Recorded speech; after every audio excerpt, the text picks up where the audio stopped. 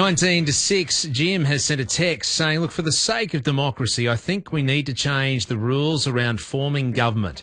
I believe if no party wins outright, then no party can govern, and we need another election. The people need to decide who governs, not politicians. I'm with you on that one, Jim.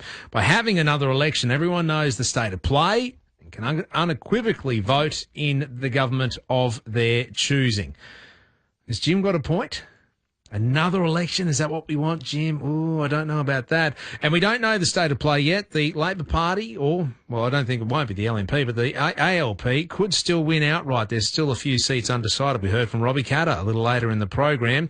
A lot of negotiations to go on and also shopping lists to tick off as far as the Katter Party is concerned. But what about that? Do we need to change the rules of engagement when it comes to elections? A lot of the votes are still being counted from the Electoral Commission of Queensland because they were declared votes. So postal votes, absentee votes, pre-polling votes. Almost 20% of us in Queensland voted either pre-poll or postal. 20%. Is there time for a change? I mean, we can do everything on our smartphones now. What about voting? It's something they're putting some research into in the University of New England. Phil Zada is part of that research. Phil, good afternoon. Good afternoon, Ben. How are you? Good. Are we close to perhaps being able to vote on our mobile phones? Well, believe it or not, it's actually happening in Australia as we speak. New South Wales implemented a system called iVote, which effectively allows people with disabilities and who live a fair distance away from electoral polling places to actually vote online or via a smartphone. And this is happening in New South Wales? Yes, it is. The only limitation is, as mentioned, it's limited to people with disabilities or who live a fair distance away from polling stations. Okay. What are some of the problems, I'm guessing, encountered in this? Is problems the right words? Have there been any dramas with this? Problems probably wouldn't be the right term. I refer to it as challenges. Okay. Essentially, Australia isn't the first country to try this out. Internationally, internet voting has actually been trialled and already been implemented. Estonia, for example, have had internet voting platforms since 2005. Okay, and in the last election, I believe a quarter of their votes were actually posted or cast online. The UK are releasing reports recently suggesting that they're looking positively to having a internet voting and mobile voting platform by 2020. So it isn't a new concept. And wherever a challenge is identified, there's always a solution that can be found. Philip, I can hear people now going, hang on, anything with technology, computers, apps, smartphones, it has the potential to be hacked and corrupted. How do we safeguard against that? Well, I agree with you with that, because given enough time, any system can be hacked. Okay. One of the challenges that you face, especially as a systems designer, is you've got to be able to update that system regularly to counter those attempts.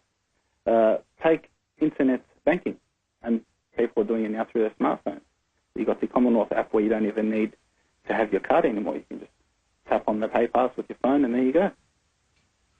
All right, no, I can see. So the same sort of technology used behind that, or the security used behind that, could be used to be voting for our smartphones. I'm speaking to PhD student Philip Zada, who's behind the campaign, behind the research into getting an online voting system implemented here in Australia. Already being used in parts of New South Wales. What did the New South Wales Electoral Commission have to do or have to be convinced of to allow that to happen for certain members of their community? Well, one of the key factors behind it was there was a drive. There was a push by the Electoral Commission to say, hey, we need to do something different and we need to do something modern. Okay. So with, as you mentioned, there's pre-polling and the counting of the ballots. If those ballots were cast online, the ballots could be counted almost instantaneously. Yeah. So that bit makes sense to me. And I'm guessing, too, the cost would probably go down with, I mean, we wouldn't need as many polling booths, we wouldn't need as many scrutineers, I mean, even ballot papers being printed out. Well, let me throw some statistics just to put into perspective for you. Mm-hmm. During a federal election, the AEST employs up to 70,000 part-time staff. 70,000? Exactly. There's 9,000 approximately 9,000 polling places, just over. You're looking at 43 million ballot papers printed, 45,000 ballot boxes, 100,000 pencils, and the numbers keep going.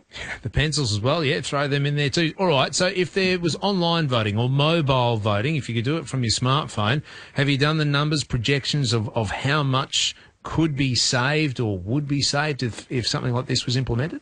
We are actually going to be doing that through the research. I just don't want to give any numbers without confirming it at the moment.